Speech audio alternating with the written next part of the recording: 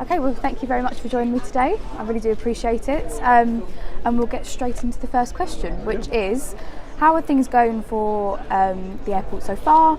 How are things during the pandemic? And maybe we'll touch upon a bit about passenger numbers as well. We ended 2019 with a little bit more than 26 million passengers. I think we all suffered during the pandemic.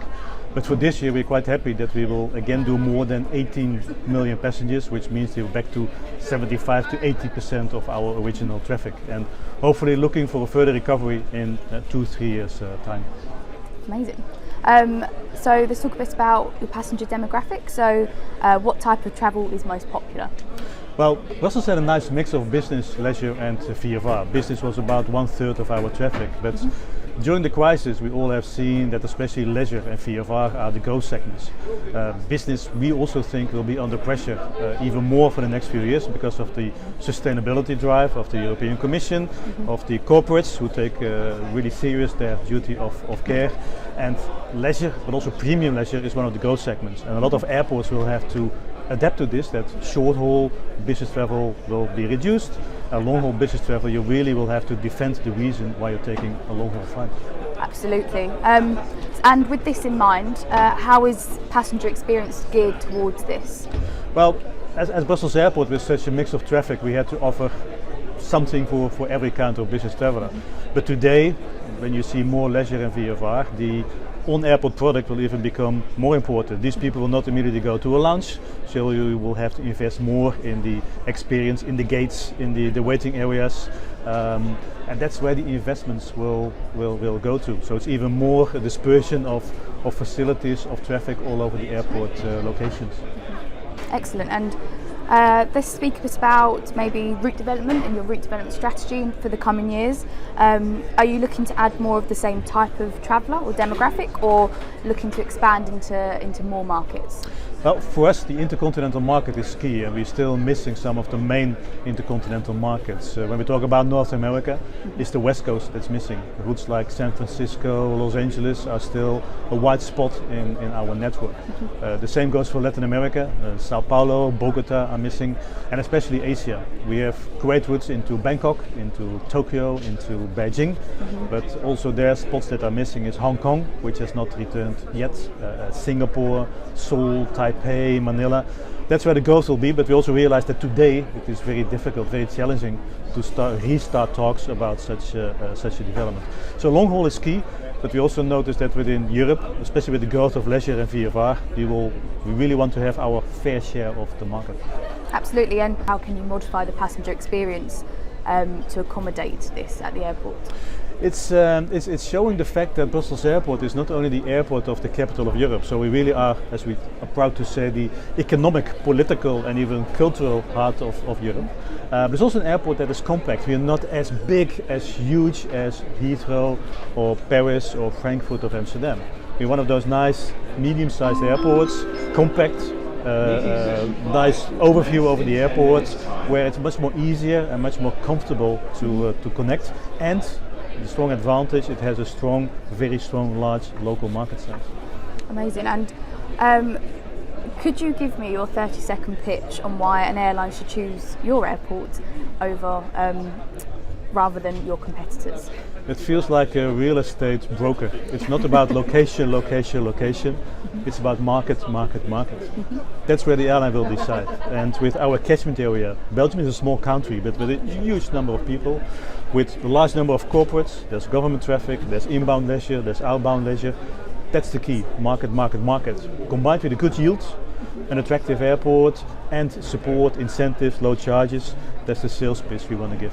What is your airport's most distinguishing feature that gives passengers that sense of place? Well, Belgium is a country well known of its cartoon characters. When you talk about Tintin, or the Smurfs is one of the best. And the most visible location at the airport is our Tintin rocket.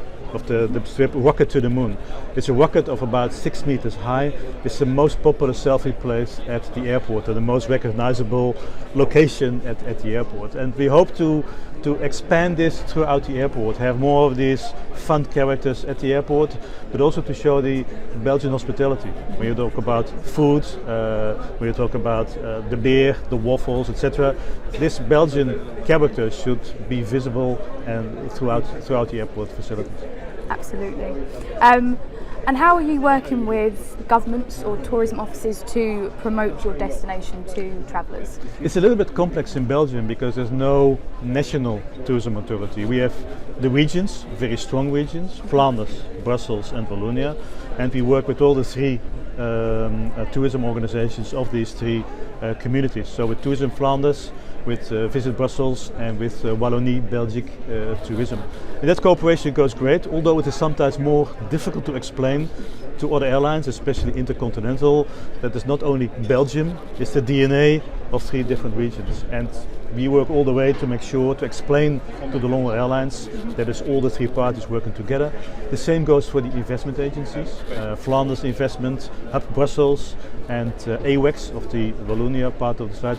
Also these three parties are cooperating with us to attract new business.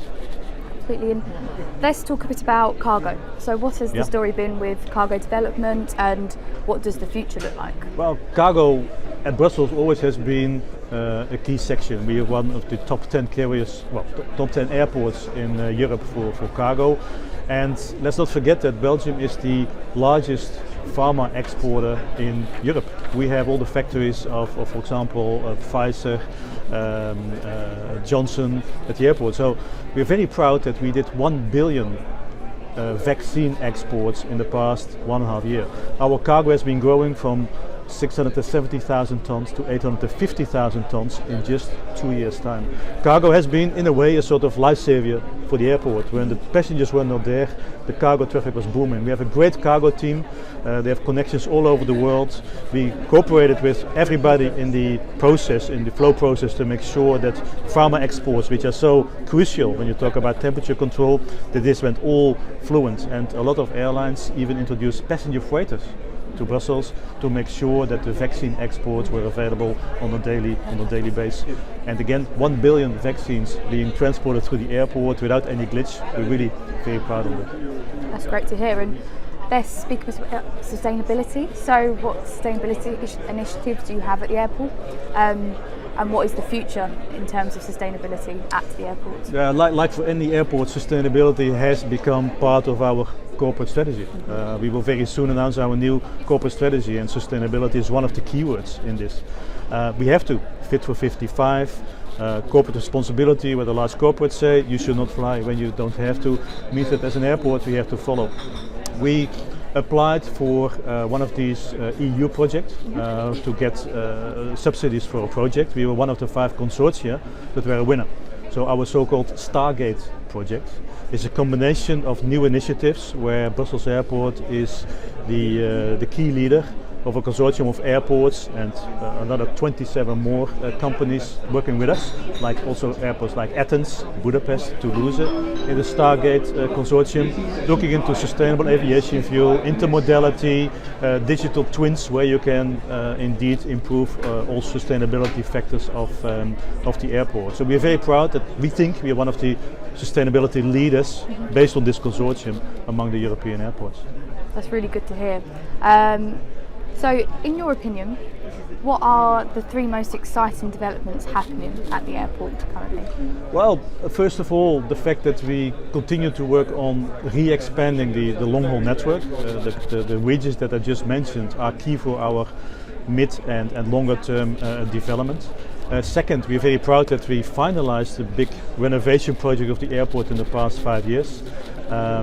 Our connector building with the security lanes, with the new passenger experience, has been quite a success for improving the experience for the passengers. And third, I would say, what you already referred to, is the cargo development, where we have been very, very successful. Brilliant. And my final question to you is, what is your business outlook for the future?